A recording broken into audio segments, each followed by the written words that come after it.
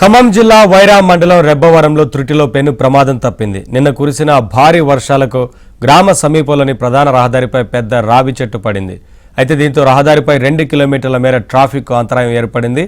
రోడ్డుకు ఇరువైపులా వాహనాలు నిలిచిపోయాయి. సమాచారం మేరకు ఘటనా స్థలానికి చేరుకున్న పోలీసులు జేసీబీ సహాయంతో చెట్లను తొలగించారు.